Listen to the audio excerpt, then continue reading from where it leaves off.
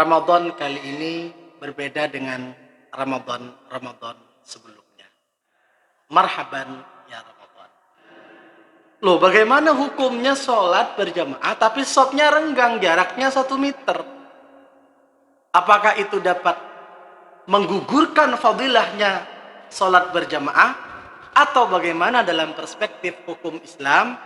Bahkan dalam kondisi seperti ini bisa jadi merenggangkan shaf itu menjadi wajib. Assalamualaikum warahmatullahi wabarakatuh. Hamidan lillah salliyan ala rasulillah Sayyidina Muhammad ibn Abdullah wa ala alihi wa sahbihi mawala maba'ala.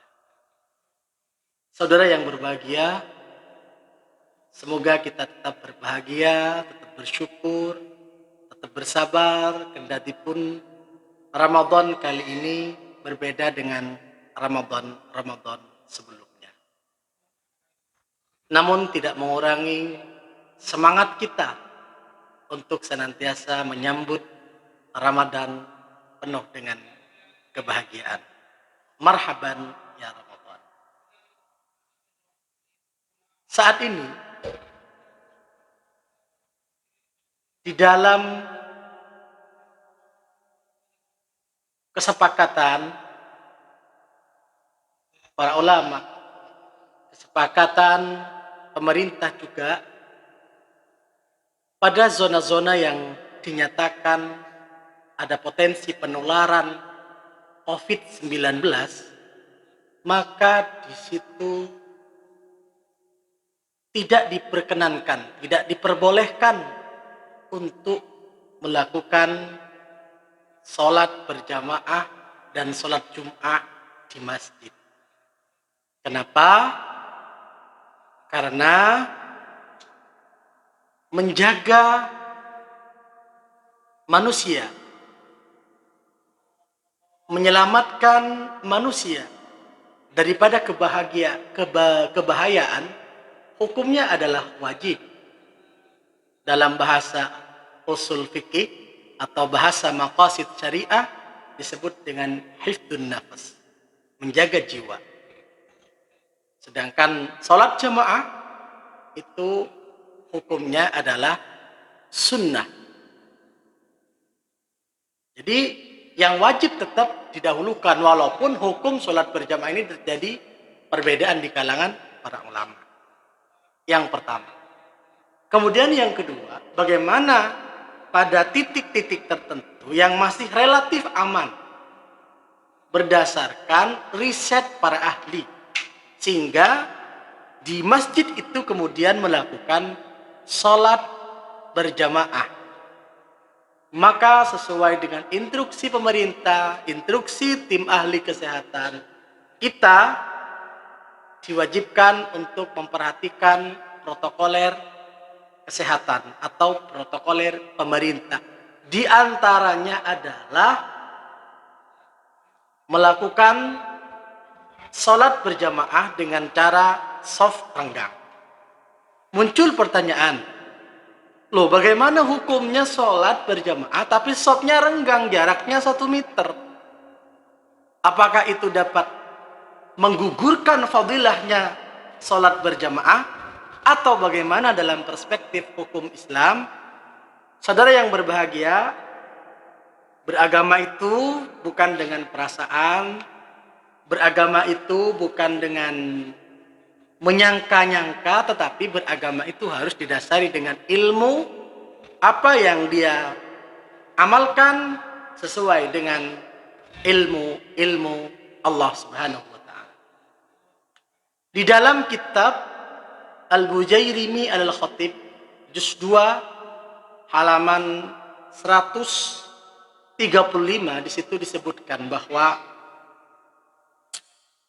falau khalafu syai'an min dzalika kurihat salatuhum wa fatathum fadilatul jamaah.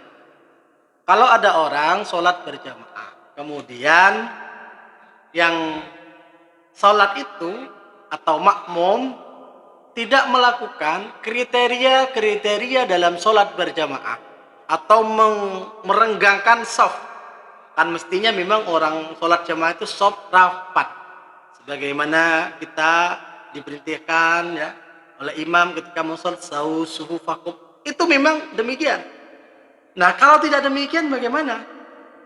Menurut pendapat yang pertama itu hukumnya adalah makruh. Tidak sampai membatalkan terhadap sholatnya dan di situ tidak mendapatkan fadilahnya berjamaah. Ini pendapat yang pertama.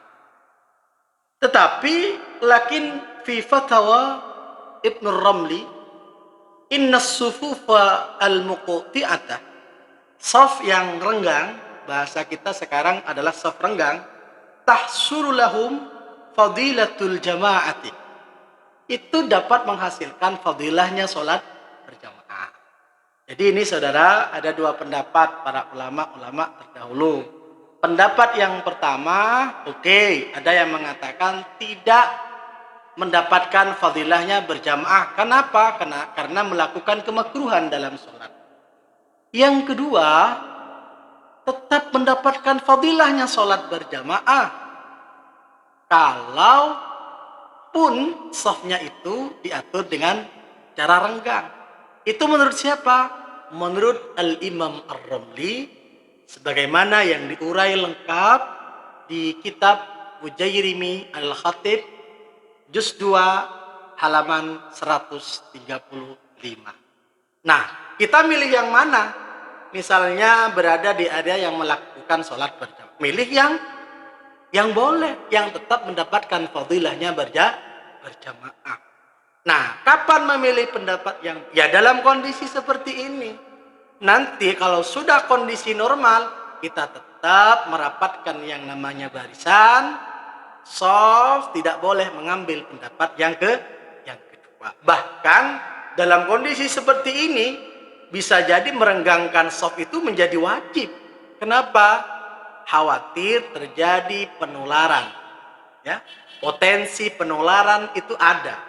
Maka itu bisa menjadi wajib. Sekali lagi, bagi Anda yang salah paham atau gagal paham masalah fadilahnya berjamaah ini, kalau secara objektif ini memang ada dua pendapat. Bagi yang melakukan dengan cara yang renggang, ya, softnya ketika sholat berjamaah, itu ada yang berpendapat, yaitu Imam Ar-Ramli, bahwa tetap mendapatkan fadilahnya sholat berjamaah. Demikian, mudah-mudahan mencerahkan, mudah-mudahan kita tetap meningkatkan kewaspadaan dan kehati-hatian kita, dan tentu diimbangi, disertai dengan bermunajat, berdoa kepada Allah Subhanahu wa taala. Wassalamualaikum warahmatullahi wabarakatuh.